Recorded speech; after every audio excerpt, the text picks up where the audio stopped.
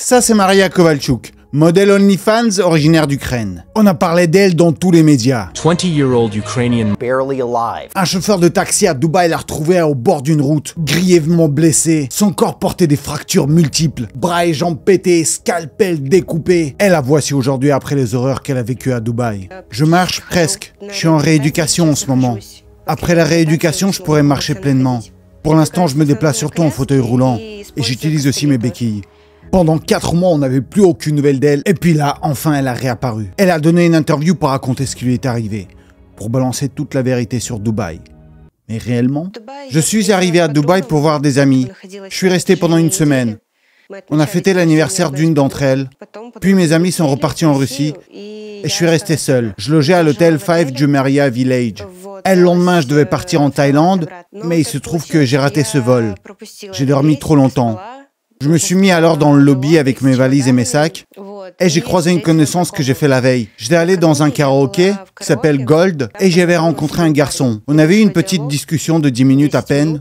On a parlé, on a échangé nos contacts et tout. Puis quand je l'ai recroisé, il était avec des amis. Je l'ai reconnu. Je lui ai raconté ma situation, que j'avais perdu mon billet, que ma réservation d'hôtel était finie, et ils m'ont proposé leur aide, que je pouvais monter avec eux dans la chambre.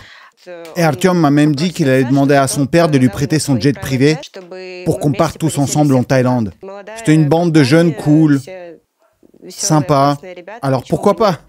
Et cette histoire horrible a commencé comme ça. Mais son interview, justement, n'a pas laissé que des heureux. En fait, ces paroles qui étaient censées apporter la vérité ont au contraire apporté encore plus de zones d'ombre. Beaucoup ont trouvé le récit beaucoup trop lisse et presque irréel. Elle s'idéalise trop, genre « Oui, j'étais venu juste pour fêter un anniversaire, après j'ai rencontré des gens super cool, ah là là, on s'est juste rencontrés comme ça. Ils ont voulu m'aider de bonne foi. » Bah oui, bien sûr, quelqu'un que t'as connu pendant 10 minutes, c'est normal qu'il te propose un jet privé pour partir en Thaïlande, mais ça arrive à tout le monde. En fait, on dirait qu'elle cherche à protéger quelqu'un ou à cacher une partie de l'histoire. Parce qu'à la base, dans son histoire, ce qui circulait, c'est que c'est pas seulement un modèle OnlyFans, c'est aussi un cohorte. Et elle fait du méga sale, donc elle était invitée par des sheiks pour se faire dessus. Toilette portative, ça vous dit quelque chose? Bon alors de base déjà, qui c'est Maria Kovalchuk? C'est une jeune Ukrainienne qui vivait en Thaïlande avant de s'envoler pour Dubaï. Donc elle travaillait comme modèle pour OnlyFans, et elle nie totalement qu'elle n'ait jamais fait des cohortes. Après, c'est pas à moi de juger, je sais pas, j'ai pas vu. Mais son profil quand même, et toute cette histoire, ça ressemble beaucoup à ce genre d'activité plutôt. En fait, ce qui frappe, c'est sa posture adoptée. Une sorte d'infantilisation totale. Alors qu'à la base, je vous jure que c'est loin d'être un ange. Elle a participé de manière répétée et consciente à l'industrie du BDSM. Elle a tourné des vidéos porno, et c'était une modèle de shibari. Vous voyez, c'est le truc quand on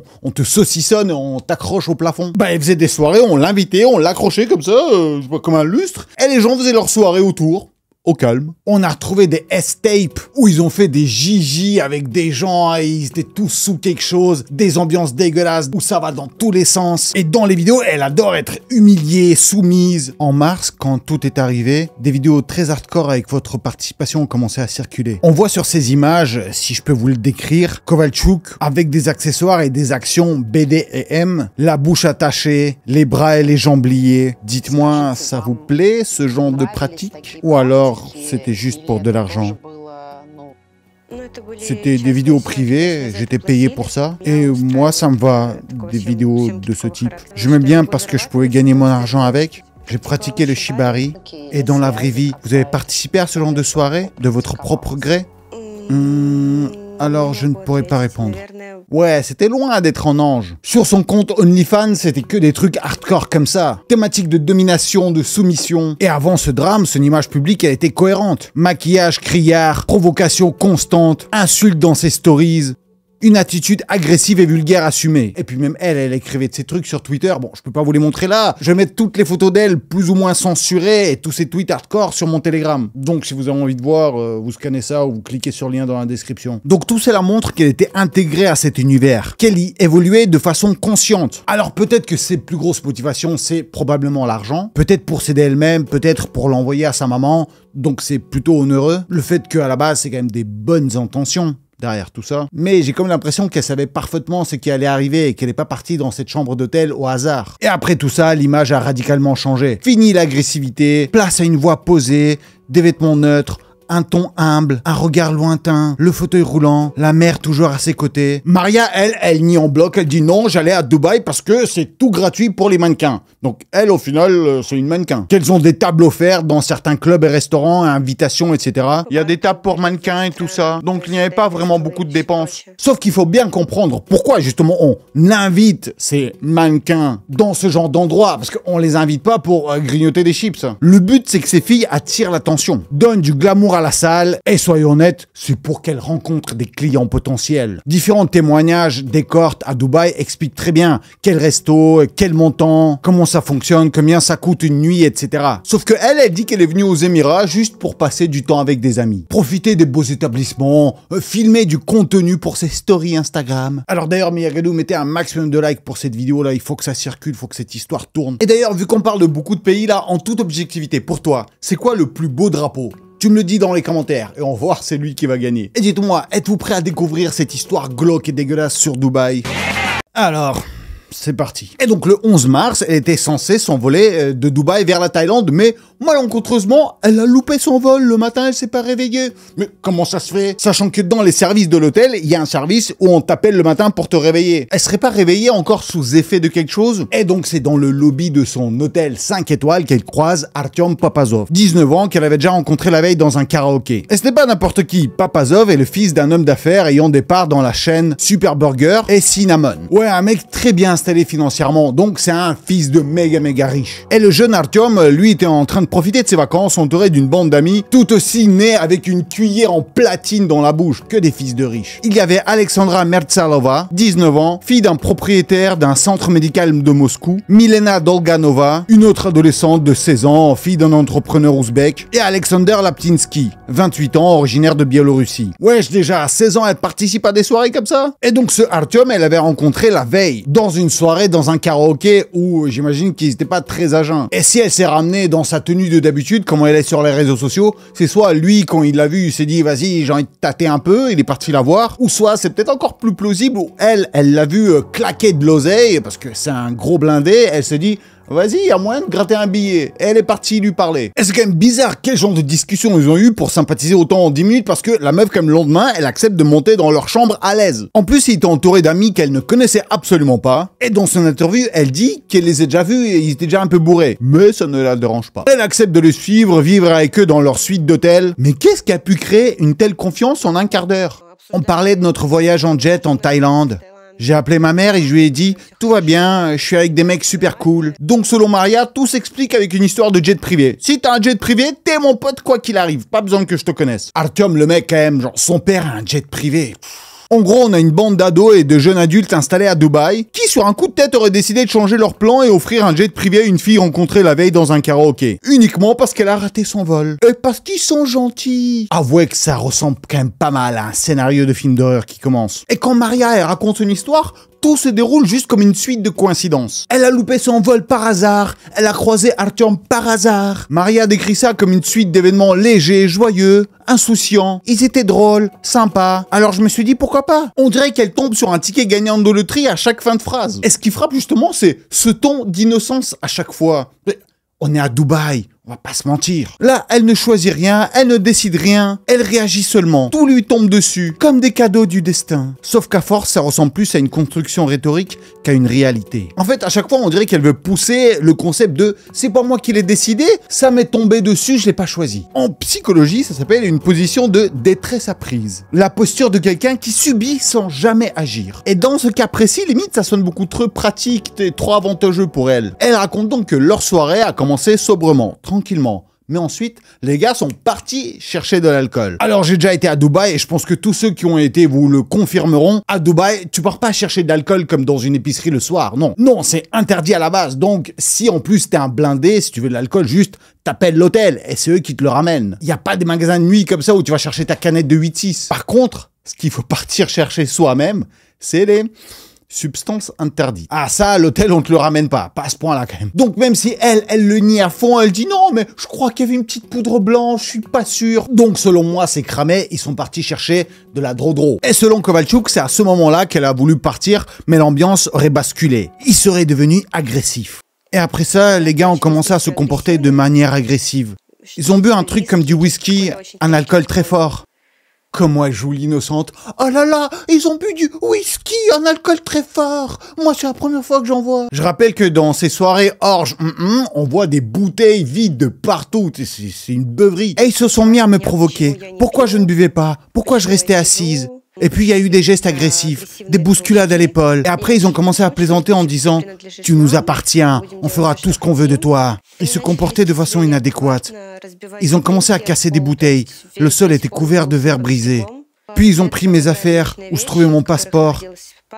Donc elle explique qu'on l'a provoquée, qu'on se moquait d'elle parce qu'elle ne buvait pas. Elle affirme être restée totalement sobre. Et quand on lui demande si elle a pris des drodros, elle répond « Non, je n'ai rien pris. » Mais eux, ils ont consommé une poudre blanche. Je ne sais pas ce que c'était. Sérieux, cousine, arrête de jouer la sainte comme ça va. Après, c'est vrai que dans son analyse médicale, dans les documents de l'hôpital, elle était contrôlée avec 0 drodro dans le sang. Mais en même temps, je me dis que c'est peut-être les autorités de Dubaï qui ont fait en sorte que toutes les substances interdites disparaissent des analyses. Parce que si des traces de substances avaient été découvertes officiellement, il aurait fallu ouvrir une enquête pénale. Et c'est très grave pour la réputation de Dubaï, parce que je vous rappelle que officiellement, il n'y a ni drodro, ni un court à Dubaï. Rien du tout. Tout est parfait, tout est sous contrôle. Vous y croyez, vous? J'ai déjà fait plusieurs vidéos sur ce double discours de Dubaï. Cette vitrine impeccable qui cache un envers du décor beaucoup plus crade. Parce que ça sent que cette affaire, elle a été soigneusement étouffée. Parce que cette news était beaucoup trop bruyante. Dubaï n'a pas besoin d'une réputation pareille. Et donc c'est là que la situation devient encore plus hardcore. Donc elle dit qu'elle a commencé à voir les gars complètement fous. Puis elle a couru donc dans la chambre d'hôtel, poursuivie par les autres. Elle a quitté l'hôtel en courant. Je suis parti en courant et je suis sorti de l'hôtel. J'ai couru dans la rue et je les entendais me courir derrière.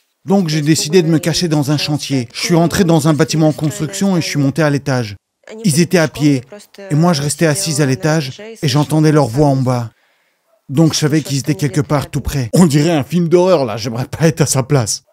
Et à ce moment-là, ma mémoire s'est simplement interrompue. Très probablement, j'ai reçu un coup à la tête. Enfin, je suppose. Et la scène suivante dont je me souviens, c'est que je demande de l'aide à une voiture qui passe. Elle s'est arrêtée, elle a appelé l'ambulance et la police. Et donc, d'après les témoins et les caméras, elle aurait chuté du chantier. En fait, elle aurait fait une chute de ouf. Mais elle dit qu'en plus de ça, elle a reçu des coups très violents qui se sont acharnés sur elle, vraiment. On ne sait pas pourquoi. Moi aussi, celle qui me met la puce à l'oreille, celle à qui je fais pas du tout confiance, c'est sa maman. Parce qu'elle affirme qu'elle faisait confiance à Maria, qu'elle ne savait pas vraiment ce que faisait sa fille, qu'elle était absorbée par d'autres soucis, elle a un papa âgé dont il fallait s'occuper, d'autres enfants à gérer, qu'elle savait juste que sa fille voyageait souvent entre Thaïlande et Dubaï, mais elle ne savait pas du tout ce qu'elle faisait. Alors, s'il vous plaît, je rappelle quand même que quand quelqu'un ouvre un compte OnlyFans, les proches finissent toujours par recevoir des leaks. Ça circule très vite. Donc je pense qu'elle était au courant mais qu'elle voulait pas se l'avouer. Moi je pense que Maria a contribué financièrement pour aider sa mère. Ce qui explique pourquoi personne ne lui posait la question sur ce qu'elle faisait vraiment. Genre, tant que tu ramènes de l'oseille, allez. On oublie. Bien que c'est des comportements très destructeurs. C'est pour ça qu'on peut penser que la mère était au courant, au moins en partie, mais que la situation lui convenait parce qu'elle en profitait aussi. Parce que je rappelle qu'on n'a trouvé aucune trace d'un travail officiel pour Maria. Donc tout ce qu'elle gagnait, c'est avec OnlyFans, et pourtant elle vivait entre Dubaï et la Thaïlande. Deux pays où le coût de la vie, excusez-moi, mais c'est pas un petit village de l'Europe de l'Est. En général, j'aime bien créer du contenu, mais bien sûr, ce compte, c'était surtout pour générer de l'argent. Et vous gagnez combien environ sur cette plateforme ? Environ 2 ou 3 000 $. Mais ça, c'est suffisant pour les séjours à Dubaï. Quand même, c'est une ville chère. Oui, mais c'est parce qu'on paye pas souvent les restaurants. Il y a des tables pour mannequins et tout ça. Donc, il n'y avait pas vraiment beaucoup de dépenses. Et de son côté, sa mère, elle habite en Norvège. Elle vit donc avec 2 autres enfants, son père. Et officiellement, son seul travail, c'est qu'elle est femme de ménage. Donc, elle a de quoi se payer une maison au bord d'un lac, conduire une voiture, et en plus financer la vie de jet-set de sa fille à Dubaï. Ah, les salaires de femme de ménage en Norvège, ça donne, hein. Et si on compare l'image de Maria avant et après, le contraste est saisissant. Avant, c'était une jeune femme provocante, agressive, avec des vidéos suggestives, une allure volontairement vulgaire. Et après, elle apparaît en fauteuil roulant, vêtue sobrement, parlant d'une voix calme, adaptant presque une posture de soumission. Et ce n'est pas seulement une rééducation physique, c'est aussi une opération de rebranding. D'une actrice de contenu héros, elle se transforme en figure de victime, en martyr de la violence. Qu'on soit clair, la violence qu'elle a subie est inacceptable et il n'y a rien pour la justifier. Mais en même temps, il est difficile de fermer les yeux sur toutes ces zones d'ombre dans ses récits, tous les non-dits. Si on résumait son récit, c'est « J'étais là, assise, tranquille, Après un truc qui est arrivé, je me suis réveillé à l'hôpital. Il faut aussi rappeler que Maria s'exposait depuis longtemps à des environnements à risque. Et le fait que ce drame est arrivé à Dubaï, avec toutes les rumeurs qui circulent dessus, ça n'a rien de surprenant. C'est tragique. En fait, vu le train de vie qu'elle menait, c'était presque prévisible que ça arrive un jour. Et dans son récit, l'accent est mis sur le « je n'ai pas eu de chance », plutôt que sur le fait qu'elle s'exposait de manière répétée à des comportements à haut risque. Elle devrait au contraire raconter la vérité pour avertir les filles autour. Parce que là, on dirait que « non mais continuez à faire ce que vous faites, c'est juste que moi, j'ai pas eu de chance, mais vous inquiétez pas, vous, ça va jamais vous arriver ». Parce que quand on regarde son parcours, on peut légitimement penser que Maria, c'était pas du tout une sainte, qu'elle avait sans doute une dépendance à certaines substances, parce que c'est difficile de s'immerger à ces pratiques de BDSM, des trucs super violents avec un degré de brutalité, sans chercher à anesthésier son esprit au minimum avec de l'alcool. C'est difficilement concevable pour moi. Après cette expérience horrible, elle devrait, à mon avis, au contraire, avertir les gens du monde de l'escorte. Parce que dans ce milieu dégueulasse, c'est toujours la même réalité. À chaque rencontre, tu peux jamais garantir que tu vas rentrer vivant. Personne ne le sait. Chaque client, en fait, ça peut être le dernier. Dans ce cas précis, les choses ont tourné au pire. Et en résultat, c'est un fauteuil roulant, des jambes brisées, une vie bouleversée. Alors pourquoi pas ne pas tout simplement dire que c'était des clients? Pourquoi maquiller la réalité derrière des amis en soirée? Pour vous, par exemple, c'est une évidence ou pas que c'était beaucoup plus que juste des amis comme ça rencontrés au hasard? Et en fait, ne pas le balancer, ça protège Dubaï quelque part. Dire que tout ça, ce n'est qu'un coup de la malchance, c'est un cas isolé, que c'est juste la faute de quelques touristes russes qui ont perdu la tête, bah ça permet en fait de nettoyer l'image de Dubaï, d'adoucir l'histoire. Parce qu'au final, personne ne porte vraiment de responsabilité. Et c'est ça le plus triste, parce que au final, Maria, elle en a tiré des bénéfices secondaires. De l'argent, de la notoriété, une interview événementielle, et on suppose aussi une récompense pour son silence, pour avoir livré une version édulcorée, calibrée. Tout ressemble à une histoire soigneusement mise en scène. Avec peut-être la participation des autorités de Dubaï, on peut très bien imaginer que des acteurs liés au tourisme ou aux médias locaux ont demandé à Maria de ne pas ternir l'image de la ville, en échange d'un soutien financier. Il est très possible que ce soit Dubaï qui ont payé son hospitalisation, sa rééducation. Les seuls qu'elle a décidé de salir, c'est les enfants des riches russes. Là. Et d'ailleurs, Artyom, donc le principal accusé, il a répondu récemment. Dans cette interview, il n'y avait pas un mot de vérité, seulement des mensonges et des calomnies de la part de Maria Kovalchuk et de sa mère. Ah oui, selon lui, c'est que du mytho. Lui, sa version pourquoi Maria a atterri dans leur chambre, c'était quand même différent. On s'est croisé près de l'ascenseur avec Maria, elle m'a salué, m'a demandé de l'aide, elle disait avoir raté son vol pour la Thaïlande. Elle m'a demandé de laisser sa valise dans notre chambre et de rester un peu, le temps de régler ses problèmes de départ. Dans toutes ses interviews, elle raconte que j'aurais proposé de partir ensemble en Thaïlande avec un jet privé. C'est un mensonge complet. Je n'ai jamais eu de super jet, je ne pouvais pas dire quelque chose pareil. Donc de son côté, Artyom, il dément tout. Pas d'invitation, pas de jet privé. Selon lui, c'est Maria qui a pris l'initiative, qui est venue demander un service et qui ensuite a enjolivé toute cette histoire dans son récit public. Et d'après eux, ils étaient super corrects avec elle. En fait, au contraire, c'est elle qui a pété un câble et qui est partie se faire mal toute seule. Le soir, Maria a commencé à faire une crise et à se comporter de manière inadéquate. Elle disait que tout allait bien, mais qu'elle sentait un vide à l'intérieur d'elle. Elle a commencé à bader, avoir des pensées très sombres. Puis elle a même commencé à escalader vers le balcon des voisins, alors qu'on était au 18e. Nous avons essayé de la raisonner, de l'arrêter, et quand on a compris qu'elle était complètement pétée dans un état très bizarre, nous l'avons laissée dans la chambre. Et avec mon pote, nous sommes sortis sur le balcon pour discuter de ce qu'on allait faire, parce que nous voyons bien que son comportement était instable. Donc selon lui, ils étaient juste à une soirée classique, personne n'était pété à part elle. Et qu'elle a commencé à agir de manière inadéquate. Et lorsqu'ils l'ont enfermée dans la chambre, elle a pété un câble et elle est partie toute seule en courant, avec son téléphone et en peignoir. Alors c'est vrai que c'est une autre version complètement différente. Et on se demande, mais qui il faut croire? Alors quand même, voici quelques autres faits chronologiques avec des preuves. Maria est sortie seule de l'hôtel. Il y a des caméras de surveillance pour le prouver. On la voit quitter la chambre, prendre l'ascenseur et traverser le hall, sans la moindre trace de violence. Aucun des autres participants de la soirée n'est sorti derrière elle. Les enregistrements des caméras dans les couloirs et dans l'ascenseur le confirment. Et à 2 h du matin, soit 5 heures après avoir quitté la fête, elle apparaît sur un chantier voisin. 2 vigiles affirment l'avoir repoussée à plusieurs reprises. Et malgré leur interdiction, elle insistait pour entrer. Et finalement, elle a réussi à passer par, un trou secret et les gardiens l'ont cherché partout pour la faire sortir. Alors au final, où était-elle pendant ces 5 heures? Maria répond tout simplement, je me souviens pas. Sa mère de son côté ne voit même pas ce trou temporel. Pour elle, c'est comme si ça n'avait jamais existé. Alors comment peut-on parler d'une poursuite qui a duré 5 heures alors que le chantier est juste à côté de l'hôtel et aucun des invités n'a quitté la chambre? Et un autre élément troublant, c'est que il y a plusieurs autres témoins qui confirment l'avoir vu en train de grimper sur des structures métalliques du chantier, se hisser vers les grues. Et donc 3 instances différentes de Dubaï, la police, le parquet et la sécurité intérieure ont mené une enquête et toutes ont conclu que personne ne l'avait agressée. Ce qui lui est arrivé, elle se l'est infligé elle-même. Alors des histoires des filles qui tombent dans des mauvaises compagnies et qui finissent brisées, on a déjà vu beaucoup et c'est horrible. Mais dans le cas de Maria,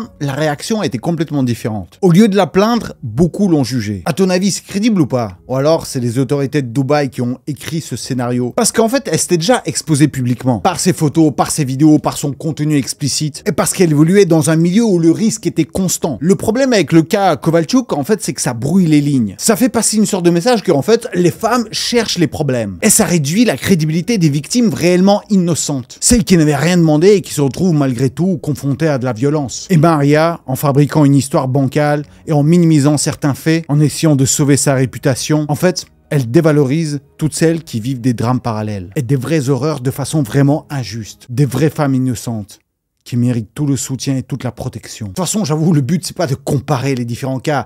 Toute violence contre les femmes, et d'ailleurs contre tout le monde, c'est une horreur. S'il y a un message à transmettre avec cette vidéo, c'est ça. Donc juste faites attention à vous, à votre entourage. Ne vous exposez pas à des dangers juste pour de l'argent. Mettez un maximum de likes pour dire que vous êtes d'accord que ce milieu de Dubaï, c'est dégueulasse. Moi, en tout cas, je vous fais un maximum de Yagadakis. J'ai déjà hâte de vous retrouver à la prochaine vidéo qui va arriver, mais très